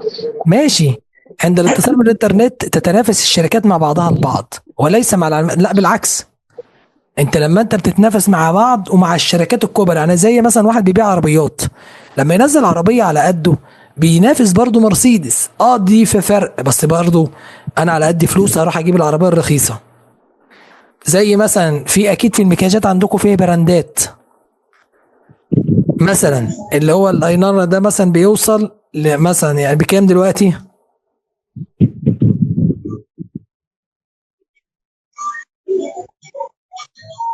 تسكتوا ليه؟ ادوني سعر ولا اي حاجه. 50 جنيه. ماشي. البراند منه بكام بقى؟ 1000 جنيه ممكن. 1000 جنيه؟ عادي.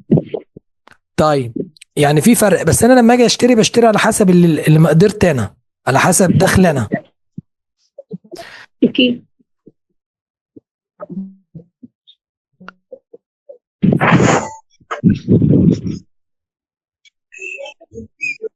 طيب بصوا عشان المحاضرة خلاص هتخلص، فاحنا هنا العلامة بتاعتك انت بتنافس بيها. العلامة زي ايه؟ زي لوجو.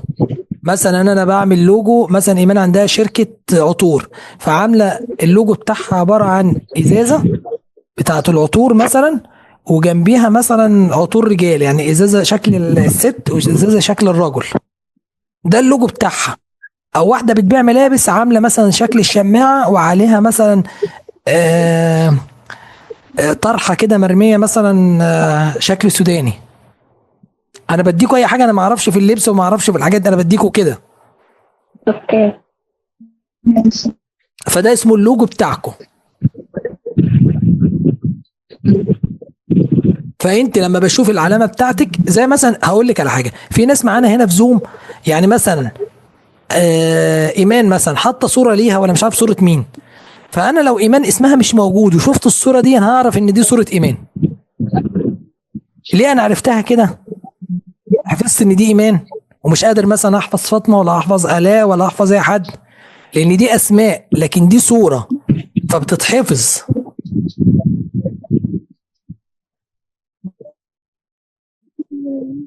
معايا؟ فهنا بيقول تسويق عبر البريد الالكتروني، ان انا ابعت رسائل للناس، الاعلانات المدفوعه، بعمل اعلان ممول ماشي، او بعمل اعلان على جوجل والمؤثرين، الكلام ده كله، ان انا اسوق المحتوى بتاعي. وكل ما الناس شافت المحتوى وشافت العلامه بتاعتي كل ما زاد مرات عرضه على الاخرين. انت لو بتعمل اعلان بفلوس والناس ما شافتهوش، الاعلان بتاعك مش هيقترحه جوجل على حد، هيعرف انه مستوى وحش. لازم المنتجات والخدمات اللي بتقدميها للسلع تكون حقيقيه. ما اكتبش مثلا ان المكياج اللي انت بتحطيه مثلا، الروج ده مثلا، ان انت بتحطيه يقعد 24 ساعه. 24 ساعة. ايه بتقولي يا لا؟ قلت لك يقعد 24 ساعة ولقيتك بتقولها. تمام. وتيجي انت مثلا تحطيه ما يكملش دقيقتين، تشربه ميه تلاقيه مش موجود. امال ليه في الافراح عقبالكم كده، اللي متجوز يتجوز واللي متجوز يتجوز تاني، ليه في الافراح المكياج اللي بيستخدموه في للعروسه بيبقى غالي، الميك اب ارتست والحاجات دي كلها؟ لأنه بيكون ضد المية. تمام، لان هي بتخبي الوجه الحقيقي بتاعنا. ودي آية هو الله يعينه العريس لما بيروح البيت بيلقى واحد صاحبه غير اللي كان في العروسه. فهو المكياجات. فانا لما باجي اكتب حاجه عن السلعه اكتب الحاجه الصح في مصداقيه، مش اكتب مثلا ده العطر ده بينور بالليل، العطر ده بيخليك ان انت تطير تروح السودان، واجي اجيبه انا اعرف من نفسي وانا رشه. فهو ده ما فيش مصداقيه، اللي هيجيب منك مره مش هيجيب منك تاني، وممكن القانون يحاسبك عليه. وبكتب المعلومات زي العمل ورقم التليفون والكلام ده كله، وزي ما عرفنا والكلمات البحث اللي هي السيو والحاجات دي كلها. دي الكلمات الرئيسيه. مثلا لما باجي زي ما انا قلت لكم بنكتب، لو انا بشتغل في العطور والمكياجات بكتب كل كلمه تخص في العطور والمكياجات. صعب اللي انا بقوله؟ لا. والصور الفوتوغرافيه لو انت ما بتعرفيش تصوري بيقول لك استعيني بمصور واعملي الصوره وتكون كاميرا كويسه، لان زي ما قلت لك العين بتشتري قبل ما انت تاخد القرار. انت لو قدامك كذا صوره شداكي هتشتري اللي شداكي، حتى نفس المنتج بس هو مش معبر عنه. زي ما انت لما بتيجي تاخد صوره شخصيه ممكن تختار صوره تنزلها على البروفايل بتاعك، وممكن ما ترضيش تاخد الصوره التانية. ليه انت خدت الصوره الفلانيه ونزلتها؟ لان هي زاويتها حلوه، بشرتك حلوه فيها، تخطف العين. تمام. طيب احنا كده عشان هو خلاص نعتبر احنا خلصنا. بشرح لك اخر حاجات ده سريع. اللي عنده حاجه يتواصل بيا خاص. تمام. وزي ما قلنا العلامه التجاريه بتساعد ان انت تحدد اسمك وعنوانك على النت، زي ما لسه ضارب لكم مثل بصوره ايمان اللي حطاها. لو الاكونتات كلها قفلت ايمان محفوظه بالصوره بتاعتها، لكن الاسماء كتير انا مش بحفظ الاسماء.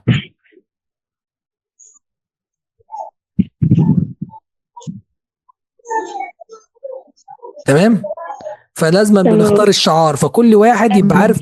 غير كده الالوان اللي هي الهويه البصريه. يعني مثلا احنا لما بنشوف اللوجو بتاع فودافون لونه ايه؟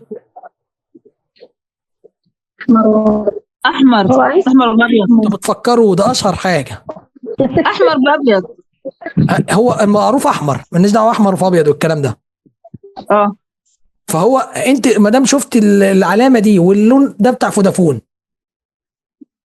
اورنج نفس القصه. اتصالات الاخضر.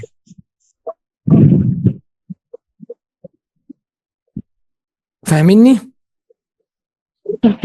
ايوه فاهمين. بس كده المحاضره دي خلصت. والمديول ده خلص. المديول انتوا تحسين ان هو طويل، هو مش طويل، هو عشان المحاضرة تفصل وعشان انا بشرح بحاجات زي ما بقول كده بالبلدي واحنا قاعدين مع بعض بنشرحها. فانتوا تقعدوا تقروا المديول كويس، تترجموه كده وتقروه قرايه، مش هاخد منكم نص ساعه بالظبط. غير كده يا جماعه انا عايز اقول لكم على حاجه، مفيش حاجه بالسهل، الموضوع ده سهل، بس بعد ما تاخدوا الشهادات هتعرفوا قيمه الحاجه اللي انا بقول لكم عليها إن شاء الله. الله يعيننا. ليه؟ لان الحاجات دي بعد كده انتوا نفسكم لو اشتغلتوا مع نفسكم او رحتوا قدمتوا تدوا كورسات او اي حاجه من الشهادات دي، يعني دلوقتي هم منزلين منحه حلوه قوي جايه قريب هتفتح بعد شهر، ان انتوا تبقوا مدربين، اللي كانت الناس بتاخدها في 3 سنين عقبال تبقى مدرب معتمد. انت ليك كورس تاني بس لازم تكوني واخده الشهاده اللي انت فيها دلوقتي.